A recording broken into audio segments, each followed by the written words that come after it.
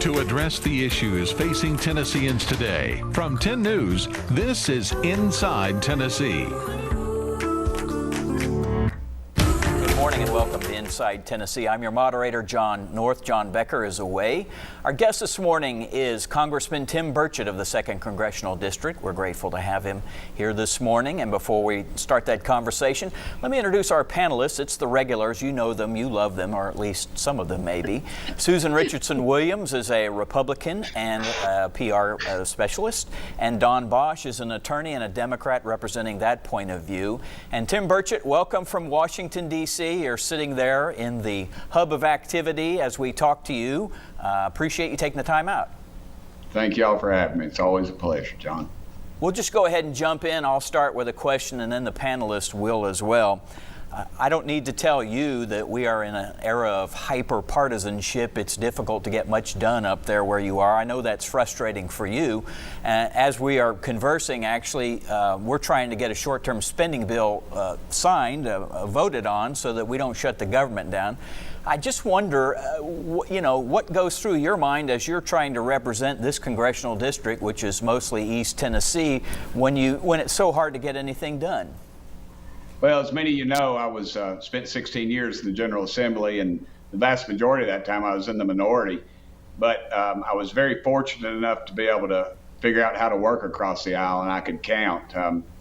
I worked with Steve Cohen, of all people. People cannot believe that. We raised the speed limit when I was in the state house then, and he was a senator. But I've had some really good luck working across the aisle with some bipartisan legislation. Opportunity Zone Extension Act, RAFT Act, Roddy Edmonds Congressional Gold Medal, Carbon Capture Improvement Act. All these things that we've worked with, they don't get a lot of press because they're not hyper sensationalized. They're just good government, logical thinking, things dealing with the environment, things dealing with improving the economy, things like that. But you don't ever see any coverage of that. As a freshman, and I'm in my second term now, my third year, and we've been very successful working across the aisle, and it's very apparent that we will be in the ground unless a meteor hits this country, which is very likely since everything else that's happened to us after COVID. But I've made a lot of connections across the aisle, and I believe that in the future we're just gonna roll that into more legislation and things that are good for the district and good for the country. And again, I doubt they'll get much coverage because they're not really sensationalized, but working with folks getting out of prison, just common sense stuff that we've learned, and working with, as Don will tell you, we work closely with the mentally ill community, something that's close to his and my heart. I've been doing that since been in the state legislature. So I see this as more of opportunities. When everybody's fighting up here, it's easy for me to get something done down here, and I've been able to do that. Fair enough, and we'll talk more about that. And you also last week called for something which I think a lot of folks will find very interesting regarding presidential statues. But before we go to that, Susan, feel free to jump in with a question. I do have. Congressman, the infrastructure bill passed a couple of weeks ago, and you voted no, which I understand, and there were 13 Republicans who voted yes. Tell me what was in that infrastructure bill that you opposed so much that you wanted to vote no? Well, only 23% of it, that's a good question. Only 23% of it went towards what we would call traditional infrastructure, whether it be bridges, highways, railways, or the roads, or our waterways, which are very important to our area. And, no elected official from Tennessee was consulted in drafting the legislation. I felt that was a big error. They should have reached out to some of the red states, frankly, and they say it was bipartisan, but the reality is the folks that voted for it lived in districts where Joe Biden had overwhelmingly won over Donald Trump. So it was that's just the way it goes. Of course, it's not fully paid for, and it adds almost $400 billion to the debt, which nobody seems to pay any attention to, but I do, from being in Tennessee and being in the legislature and being from two parents that grew up during the Depression. I understand the value of a dollar and paying down debt. $65 billion for one size fits all government internet access plan, $66 billion for Amtrak. And Amtrak it's interesting. Their concession, just the money for their concessions, was enough to fund a third world country that from deficit spending. $66 billion to transfer our power grid to unreliable renewable to energy sources. We've got to start looking at things in our own backyard: Oak Ridge National Laboratory, Tennessee Valley Authority, these small modular nuclear reactors. That's the way to go. All this other stuff is so far out, it doesn't pay for itself. We're become more and more dependent on the communist Chinese, where it's very apparent what their objective is. So I think it was a poorly conceived piece of legislation.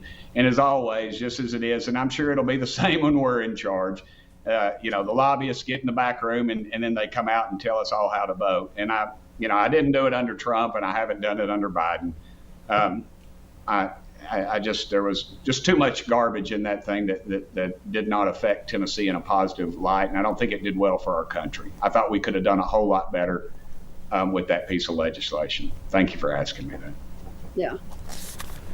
Don? So, Tim, I hear that, and it's interesting. Many of the things that you ticked off that you opposed, I've heard you in other ways or other manners, things like broadband internet, power infrastructure, say we really do need serious help and rebuilds on so much of that, or installations.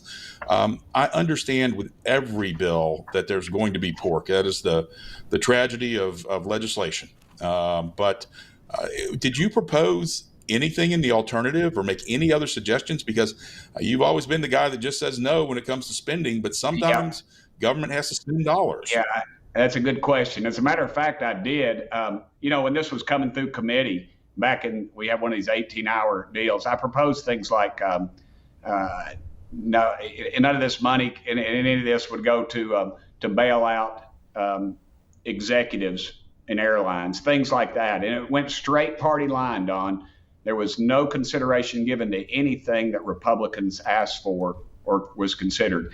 And the 13 or whatever it was that voted with it, they're obviously in blue states, and they needed the same thing. New York, those areas, New Jersey, Republicans in those areas, they're big on Amtrak and things like that. It just didn't do anything for us, and they consider us flyover states, and I get it. It's a population game in the presidential races and otherwise. They're looking at populations, and they just did not take anything into consideration for us. And I agree with you, though. 5G technology, we've got to go there, but I guarantee you the folks at Oak Ridge National Laboratory should have been sitting at the table, and they weren't. Let me tell you, Tim, we probably need to take a break right now, Don, so we can resume that Sorry, conversation after we get back. You're watching Inside Tennessee. Congressman Tim Burchett. We'll be back after this break.